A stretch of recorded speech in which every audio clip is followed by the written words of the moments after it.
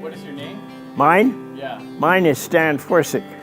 Well, I was a trainman, I was a brakeman, I was a fireman, I was a hostler. Oh, what else was I? My name's Gord Tolton. I'm a member of Great Canadian Plains Railway Society, I guess since its beginning in the early days of 2000, was it? I'm Helen Hartley, and my husband was Douglas Hartley.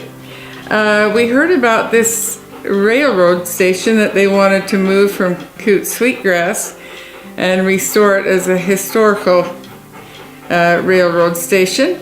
And I said, you know, we're sitting on a pretty good location. We told them that we would sell them half of it and give them half of it. The station itself was built in 1890 by the Northwest Coal and Navigation Railway Company.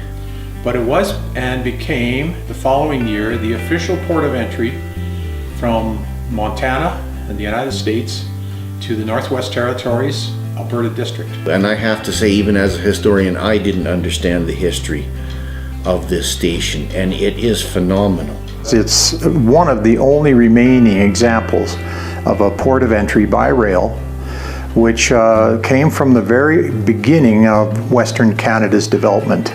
We were fortunate to have contact with Cecil Walker, who was the last station agent that had ran the agent for the CPR in Cootes. So it's all been neat to form a tapestry. Now, having said that, it went up on blocks, and now what? We've got to make something of it. My name is Bill Hillen. I live in Lethbridge, Alberta, and I'm basically the treasurer of the Great Canadian Plains Railway Society. Bill and I, we both worked on it from, I think, day one. The station was had the boiler stuff in there yet, and it had, I don't know what else, lots of stuff. But we had to tear all that out. And there was just so many interesting things that came out of that salvage and repair process. Artifacts literally pouring right out of the walls. With the generous funding of the Alberta government, we put together a research project, and we hired a professional researcher, David Middlestat from Calgary.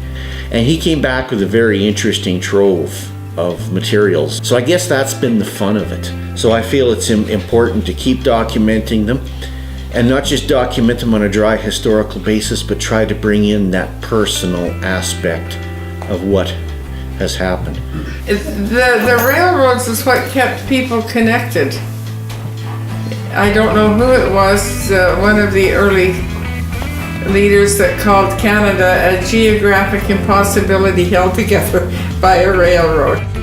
I used to ride in the back of the coach, and I used to listen to the sound of the rail. Clickety click, clickety click, clickety click. Doo doo doo doo. And now you got honk honk.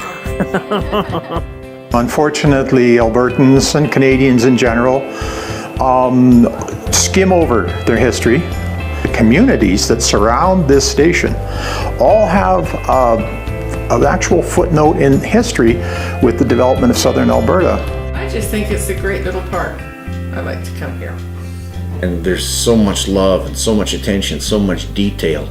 Our plans in the future were to build an actual turntable pit, install the turntable on the bearing, which we have, using the engine, which is steam powered, to turn it, and develop a replica roundhouse with something in the era of the steam locomotives. The turntable was used to turn the locomotives.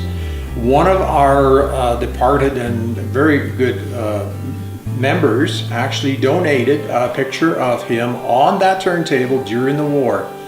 We wanted to basically have this site, turntable roundhouse station, all themed to the railway rather than mixed with other venues. And that means basically this development of this roundhouse would actually be an event location. It would be sustainable with a rental situation, but it would be tied to the actual loop of rail which we would develop on this site. And And that rail would basically give people a chance to actually experience the clickety-clack of sectional rail and actually being able to access all of the sites that are on this site.